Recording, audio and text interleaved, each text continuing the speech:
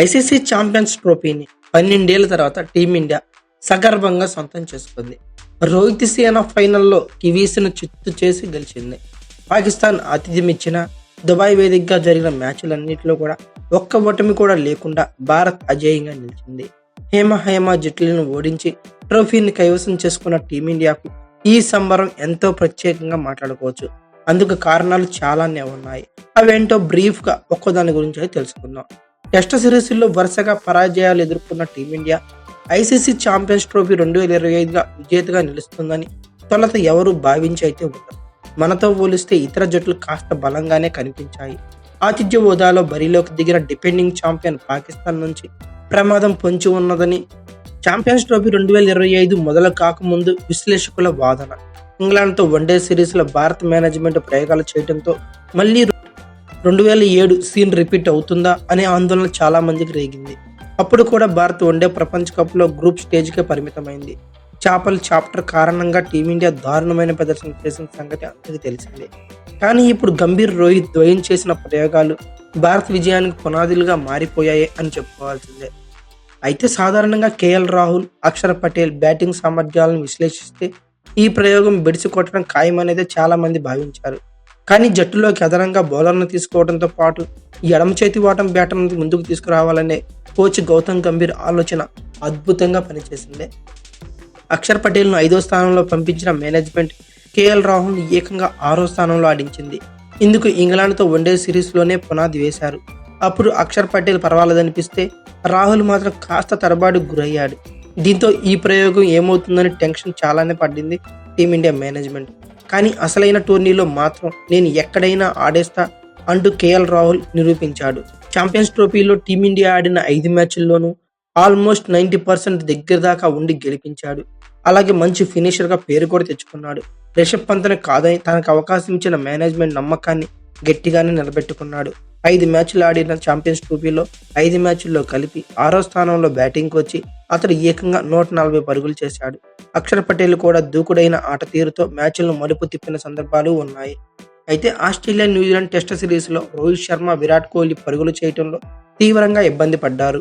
ఆ సిరీస్లు ముగిసిన తర్వాత ఇంకా ఎందుకు కొనసాగుతున్నారనే ప్రశ్నలు గట్టిగానే తలెత్తాయి. గత టీ20 ప్రపంచ కప్ను సొంతం చేసుకోవడంలో వీరిద్దరు ఎంతో కీ రోల్ ప్లే చేశారనే సంగతిని మరుగున పెడుతూ జట్టుకు భారంగా మారారనే విమర్శలు వేచాయి. ఇంగ్లాండ్తో వన్డే సిరీస్లోనూ రోహిత్ ఒక్క సెంచరీ మినహా మిగతా 2 మ్యాచ్ల్లో కంప్లీట్గా తేలిపోయాడు. ఇక విరాట్ అయితే ఒక హాఫ్ సెంచరీతోనే సరిపెట్టుకున్నాడు. ఇలాంటి సీనియర్లతో ఛాంపియన్స్ ట్రోఫీ నెగ్గడం నిజంగానే అద్భుతం. ఛాంపియన్స్ ట్రోఫీ ఫైనల్లో కీలక ఇన్నింగ్స్ ఆడిన Rohit Sharma player of the match అయితే నిలిచాడు. ఇక పాక్పై అద్భుత శతకం, ఆస్ట్రేలియాపై కీలక హాఫ్ సెంచరీతో గట్టిగా జట్టును గెలిపించడంలో కీలక పాత్ర పోషించాడు విరాట్ కోహ్లీ.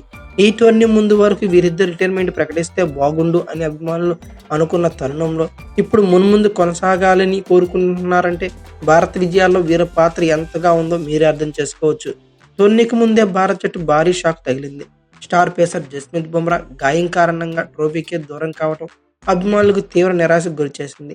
ఆరంభ ఓవర్లో వికెట్లు తీసి ప్రత్యర్థిపై ఒత్తిడి పెంచే బుమ్రా లేకపోవడం లోటేనని అంతా భావించారు. కానీ దాదాపు 400 రోజులకు పైగా జాతీయ జట్టుకు దూరంగా ఉన్న మొహమ్మద్ షమి పునరాగమనం కాస్త ఆనందాన్ని ఇచ్చినా కూడా అతని ఫిట్నెస్ పైన, అతని బౌలింగ్ పైన చాలా సందేహాలు ఉండేది. మరోవైపు కొత్త బంతిని కుర్రాలు హర్షిత్ రాణా, హర్షదీప్ సింగ్తోనే షమి పంచుకోవాల్సిన పరిస్థితి నెలకొంది. హార్దిక్ పాండ్యా ఉన్నప్పటికీ అతడితో 10 ఓవర్ల కోట బౌలింగ్ చేయించడం చాలా కష్టమే అని, కానీ దుబాయ్ వేదిక మ్యాచ్లు కావడంతో షమితో కలిసి పాండ్యానే పేస్ బౌలింగ్ నడిపించాడు. తొలి 2 మ్యాచ్లు మినహా చివరి 3 4 స్పిన్నర్లతో బరిలోకి దిగడంతో ఫాస్ట్ బౌలింగ్పై కాస్త భారం తగ్గింది. దీంతో బుమ్రా లేకపోయినా షమి, హార్దిక్ పాండ్యా బౌలింగ్ దాడిని మొదలుపెట్టారు. ఈ టోర్నీలో ఒకవేళ భారత్ విఫలమై ఉంటే గౌతమ్ గంభీర్ ప్రధాన కోచ్ పదవికి ఎసరు వచ్చేది అని చెప్పుకోవచ్చు. గంభీర్ బాధ్యతలు చేపట్టిన తర్వాత ఒక వన్డే సిరీస్, 2 టెస్ట్ సిరీస్లను టీమిండియా కోల్పోయింది. ఐసీసీ టెస్ట్ ఛాంపియన్షిప్ ఫైనల్కు చేరుకోలేదు. మరోవైపు రోహిత్ పరిస్థితి దాదాపు ఇంతే. గత వన్డే ప్రపంచ కప్ ఫైనల్కు జట్టును తీసుకెళ్లాడు, పొట్టి కప్పును సాధించి పెట్టాడు. కానీ వ్యక్తిగతంగా ఫామ్లో లేకపోవడంతో పాటు వరుస టెస్ట్ సిరీస్ ఓటములకు అతడి కెప్టెన్సీపై ప్రశ్నలు గట్టిగానే వచ్చాయి. ఇప్పుడు వాటన్నిటికీ ట్రోఫీతోనే సమాధానం చెప్పినట్లయింది.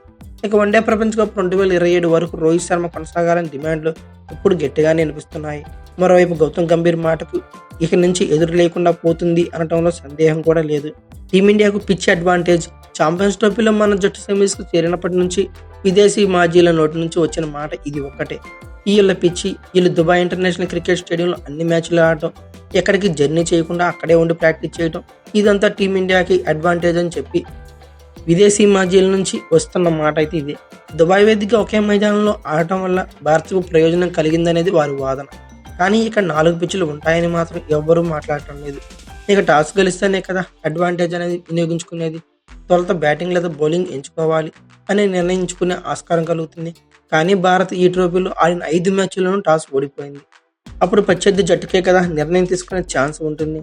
భద్రతా కారణాల రీత్యా పాకిస్తాన్కి జట్టును పంపించడం లేదని బీసీసీఐ చెప్పడంతో దుబాయ్ని తటస్థ వేదికగా ఐసీసీ ఆమోదించింది.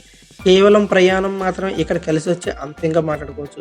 అలా అనుకుంటే భారత క్రికెట్ దిగ్గజం సునీల్ గవాస్కర్ గ్రూప్ స్టేజ్లో భారత్ తన చివరి మ్యాచ్ను ఆడిన రోజు వ్యవధిలోనే సెమీస్లో తలబడింది. దాని గురించి మాత్రం ఎవరూ మాట్లాడరు అని వ్యాఖ్యలు చేసి కీలకమైనవే. 2 రోజుల వ్యవధిలో 2 వన్డేలు ఆడటం కూడా జట్టు కష్టమే కదా.